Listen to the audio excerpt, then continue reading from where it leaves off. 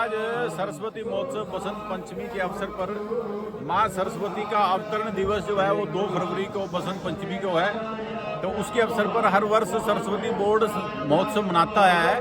अब की बार यह महोत्सव 29 जनवरी से लेकर 2 फरवरी तक रहेगा और 4 फरवरी तक पेवा में जो चल रहा है हमारा सरस मेला वो 4 फरवरी तक रहेगा।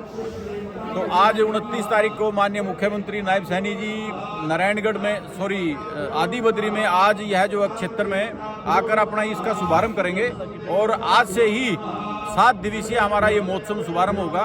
बहुत सारी हमारी जितनी अब तक हमने सरस्वती बोर्ड ने जो काम किए हैं उनके लोकार्पण भी और फाउंडेशन स्टोन भी माननीय मुख्यमंत्री जी रखने वाले हैं।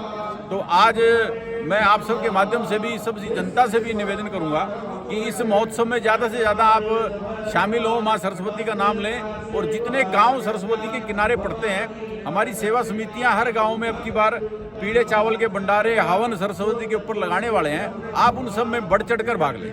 सर, अभी तक सरस्वती जो उद्गम स्थल है उसको लेकर कितना पैसा खर्च हो चुका है और आगे क्या प्लानिंग है? देखिए, सरस्वती उद्गम स्थल पर अभी अपने जो यहाँ का बोर्ड बना हुआ है, एक श्राइन बोर्ड बना हुआ है आदि बद्री का, उसने अभी 18 करोड़ का काम ऊपर किया है। सारा ये आप पुल जो बनाया है बहुत ब्यूटिफिकेशन वहाँ पर की जा रही है और सरस्वती बोर्ड की तरफ से डैम बैराज यहाँ पर बनाया जा रहा है। डैम हमारा टेंडर स्टेज पे है, सिर्फ एक फॉरेस्ट क्लियरेंस बकाया है, उसके बाद उसका बड़ा खर्च शामिल होगा, वो हिमाचल की गवर्नमेंट बना रही है। बैराज का काम हमारा टेस्टिंग का सारा हो चुका है, उस पर कोई ज़्यादा बड़ा खर्च नहीं हुआ है। बैराज टेंडर लगेगा, उसके बाद उसका डेवलपमेंट का काम किया जाएगा। ऐसे ही रिजर्वायर जो हमारा है वो 3 गाँव में है, रामपुर हेरिया, रामपुर कोम्बियान और छिल्लोर गाँव में।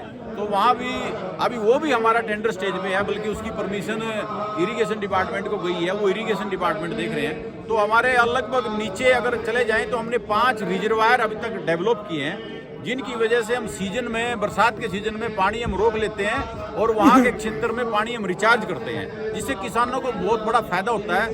अगर आप धरातल पर जाकर देखेंगे, आज हमारी सरस्वती बिलासपुर से लेकर सिरसा ओटू हेड तक सभी नदियों के साथ मिलकर, जो हरियाणा में नदियां पड़ती हैं सरस्वती में जो मिलती हैं आकर, जिनमें मुख्यतः यहाँ चोतंग है जो इस क्षेत्र को कभी फ्लड मचाती थी, उसका पानी हमने सरस्वती में लिया। सरस्वती के बाद उसका साबाद फीडर का पानी हमने सरस्वती में लिया जो फ्लड मचाता था। टांगरी का पानी, मारकंडा का पानी, गग्गर का पानी, बेंटन नाला का पानी, ये सारा हमने सरस्वती में समेट कर हम 5 से 6 महीने पानी अच्छा चलाते हैं। आज भी हमारे लिए बड़ी बात है, 5 साल की हमारी ये मैं उपलब्धि कहूँगा कि इसमें हम 400 किलोमीटर में पानी चलाने में कामयाब रहे हैं। फ्लो हमने मेंटेन किया है। ज्यादा पानी हमारा जब डैम बैराज हमारा बन जाएगा उसके बाद फ्लो। सर, अभी तक देखा जाए सरस्वती जितना भी अभी खुदाई हुई है, बिलासपुर में ले लें, आगे सरस्वती नगर में ले लें, तो बहुत जगह भी गंदगी बहुत है इसके अंदर। देखिए, सरस्वती की सफाई का कार्य सभी नदियों और नालों की तरह इरिगेशन डिपार्टमेंट करता है, सरस्वती बोर्ड नहीं करता इटसेल्फ, क्योंकि ये इरिगेशन डिपार्टमेंट का टेक्निकल काम है। और इरिगेशन डिपार्टमेंट सभी नदियों की सफाई और नालों की सफाई सीजन में साल में एक बार कराते हैं, बरसाती सीजन से पहले। अब की बार मैंने हमारे SC बल के अरविंद कौशिक जी हमारे साथ हैं, मैंने उनसे इरिगेशन डिपार्टमेंट के जो एडवाइजर हैं माननीय मुख्यमंत्री जी के सामने उनसे ये आग्रह किया है, भाई आप बाकी नदियों की आप साल में एक बार सफाई करते हैं, भाई सरस्वती की आप 2 बार सफाई करें, एक ये महोत्सव के समय और एक सीजन के समय। तो अगली बार मुझे लगता है इसका रिजल्ट आएगा। लेकिन सर, जो आस्था का केंद्र है सरस्वती, इसको धरती पर लाने का प्रयास किया जा रहा है, लेकिन उसकी सफाई सिर्फ 6 साल में 2 बार। प्रयास नहीं किया जा रहा है, प्रयास लगभग हमारा नजदीक है। आपने 400 किलोमीटर में हम पानी विभिन्न नदियों के साथ चला रहे हैं। देखिए, पानी अगर अच्छी फ्लो से जाएगा तो सफाई अपने आप हो जाती है। पानी की अपनी एक प्रकृति है, अगर आप 2 किलोमीटर भी चलेगा अपना फ्लो मेंटेन करेगा। अब इस टाइम हमारा जो पानी थोड़ा सा कम होता है सर्दियों में, लगभग सभी नदियों में कम होता है, यमुना में भी कम है, लेकिन सीजन में हमारा पानी पूरा फ्लो से चलता है और सरस्वती पूरे बह के चलती है।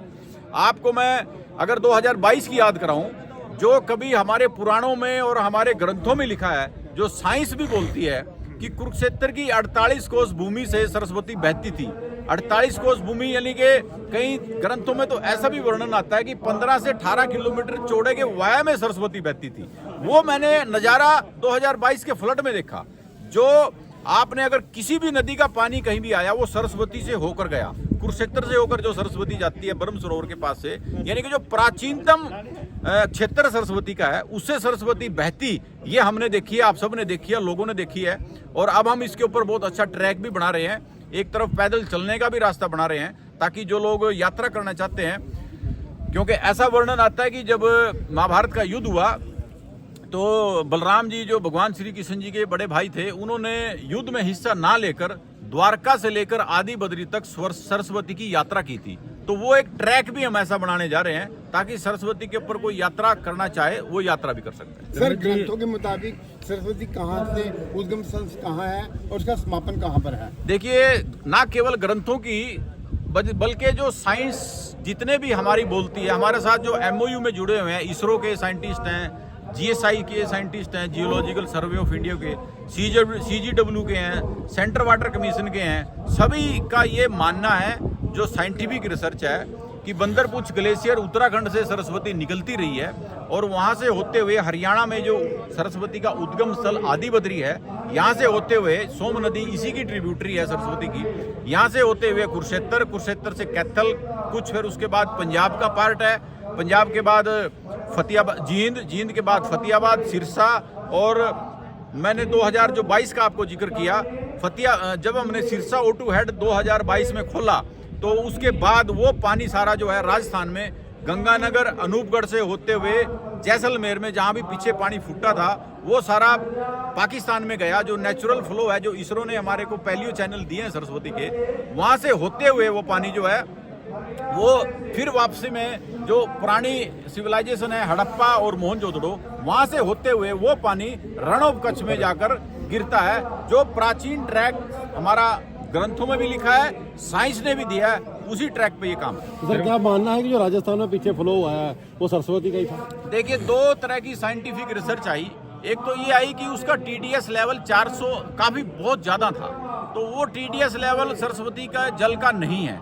लेकिन जो वहाँ की CG सेंट्रल वाटर ग्राउंड की जो रिपोर्ट है, उनके अनुसार ये क्षेत्र सारा सरस्वती का है, क्योंकि सरस्वती उस क्षेत्र से बहती थी, तो उसमें इस बात को दोहराई नहीं है कि वो क्षेत्र सरस्वती का है। हो सकता है पानी सरस्वती का है, कई बार वैक्यूम इतना हो जाता है पानी में, जब उसके ऊपर पंचर होता है, तो 400 मीटर गहरा वो था उस खेत का, जो किसान विक्रम किसान के खेत में वो था, हम सब लगभग उनके टच में थे।